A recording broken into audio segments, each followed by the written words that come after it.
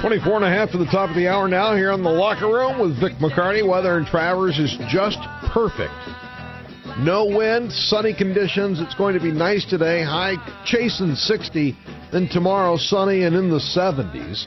Meanwhile, the NFL could have replacement officials on the field this season.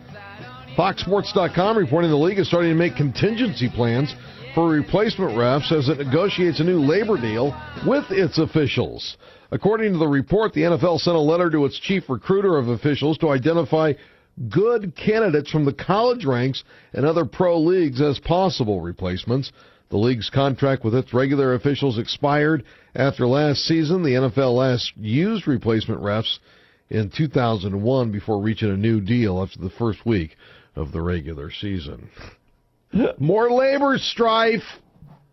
It's just every year, it just seems like somebody, one of the sports, one of the groups, replacement refs, that will just be a nightmare and not good. I'll do it. Anyway. Which sport are we talking about? This would be the National Football League, where they play professional tackle football. Oh, yeah, I could run around like those older guys and look at all the men in uniform. I'll do it. Terrible. Stop it. On the phone with us, Al Telganoff, head baseball coach at Charlevoix High School. How much do you get on the umps? Are you a talker? Well, my friend Keith Askey, who was one of my coaching mentors, and I know one of your good friends, Vic. Keith told me when I started, he said, "Al, you'll get quieter and quieter as you get older." He said, "I used to yell and scream, and I watched Keith coach for a long time. I said, I just can't imagine. He just wasn't that way. He was kind of the subtle, working the officials kind of guy, and right. And I started off as kind of a screamer and yeller, and thought I had to go out and kick dirt on the umps and that kind of thing, and found out pretty quick that doesn't get you very far. So I tried to calm down a little bit, and like one of the umps said, they'd rather have you standing right next to them, asking them a question, man to man, rather than yelling it from 100 feet away. So I try to abide by that. Sometimes I get a little carried away, but not too often anymore. And for the most part, going out and arguing with the ref is all window dressing. I mean, it's not like they're going to go, "Oh, you know what? Yeah, coach, I think you've got a point. I'll just reverse that call." Well, but you want to send the point that you're watching. Well, sometimes I think coaches do it for their fans.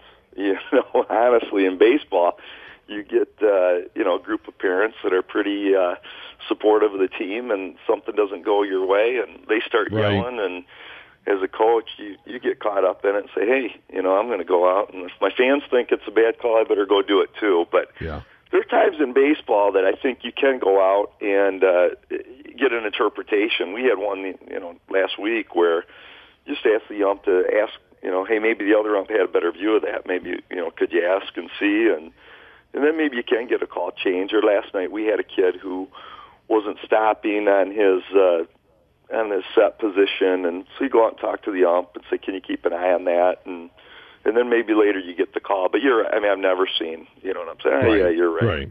I see. Well, like the other night with Leland, he went out because Verlander was upset with the strike zone, and so he goes out there to protect his starter, and also, and sometimes they'll just get tossed just to get their players jacked up and fired up, and well, that night apparently that worked because they hang on to win. But no, it's always interesting. I always wonder what's really being said out there. I remember Tommy Lasorda telling a story years and years ago, and I think it was Lasorda, but I could be wrong. But he wanted to get tossed, but he wasn't going to yell and scream at the umpire and say terrible things to him. So he went through all the pantomiming and everything, but while he's talking to the umpire, he's just like, "Throw me out of the ballgame. I want you to throw me out of the ballgame." But he's making it look like he's screaming at him so he would get his team fired up. So there's all sorts of gamemanship going on. Hey, all right, well, you want to be the county prosecutor. All right, make your case there, counselor. Why would you want this gig? Well, that's you're not the only one asking me that, Vic. I think my wife asked me that. Why, several times, I'm sure. Yes. Into here, but well, I just myself, I've been an attorney, in my other life, my non-baseball coaching life, over 20 years now, and so I've got the experience to do it as an attorney, and frankly, concerned about what's going on here in the county prosecutor's office.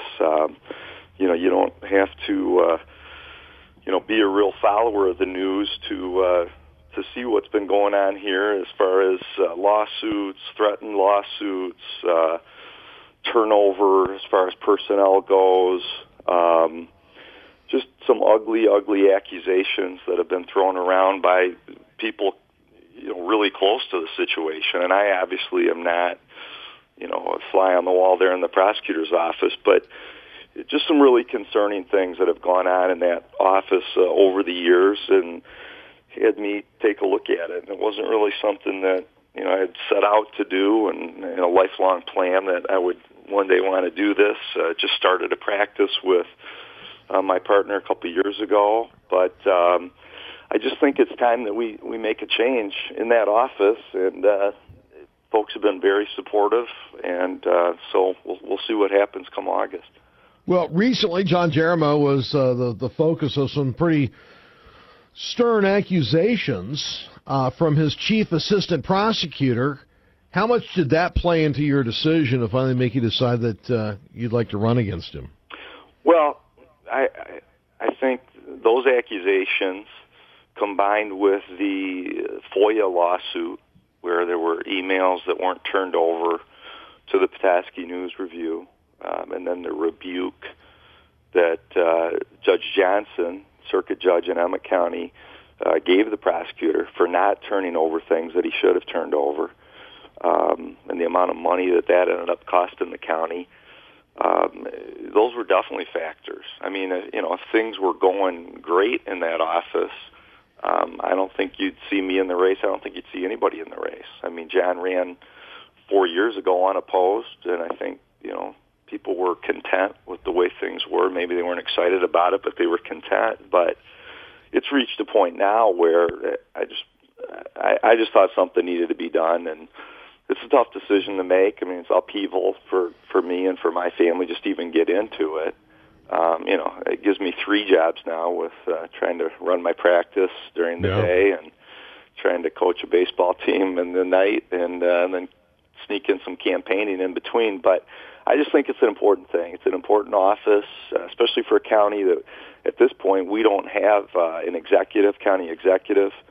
So those department heads not only have, their functions, he's the chief law enforcement officer for the county, but he's also one of the leaders of the county, because we don't have that executive who kind of oversees everything. And so in that kind of situation, I think you need the right kind of person in there that can do the job in the courtroom, but can manage an office of that size. And frankly, I just am not sure that that's what's going on right now.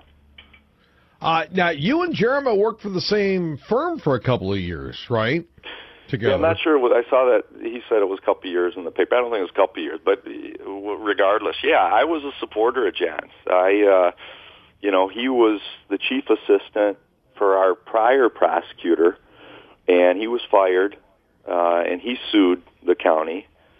And during that time frame, we supported him. I hired him when he was fired by the county, hired him at my old firm, and he came to work for us. And so that's what, personally, that's what made it a tougher decision to jump in, because this is a guy that I had supported and I have a relationship with. But I just think that, on a personal level, if you're that disappointed with what's going on that you would jump in, I mean, that says something. And so that's where I was at. But yeah, no question. And I've had, folks tell me, you should, be quiet and stay away from the fact that, you guys were friends or worked together. And, it is what it is. To me, you support people when they're right. And when something's going wrong, then you've got a duty to stand up. So. Now, the filing deadline is fast approaching, May the 15th. Have you heard any rumblings about anyone else thinking about getting into the race? I haven't.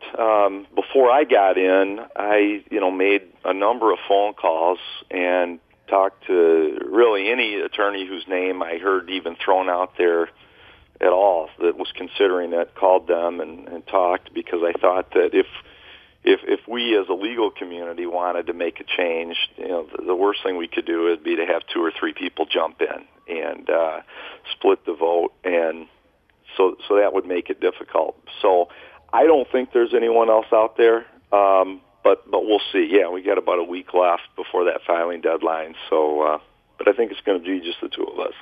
How would that affect your baseball job? I don't know. Quite frankly. Obviously there's no legal prohibition. That would be kind of an archaic law. I wouldn't put it past the legislature, but no county officials can coach a school team. But I'd have to talk with the school officials, with my bosses there, and see what they thought. And I would be involved in that baseball program in some way. That's my thought, is, if I stepped down and was an assistant in the program, if that's the way that we had to go, then, I don't want to do anything that would, hurt the county and add to this idea that, people aren't taking this job as seriously as it needs to be taken. It's a very serious position, but also from the school standpoint, I don't want to do anything that would hurt the school district or hurt the baseball program. So, but I'd love to be involved. I've been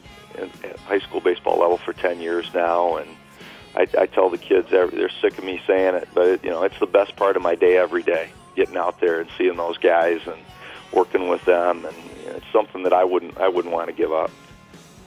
Al Telganoff, thank you very much. We appreciate your time this morning. Thanks, Vic. Have a great rest of the day. Thanks, you too. It's the Locker Room with Vic McCarty.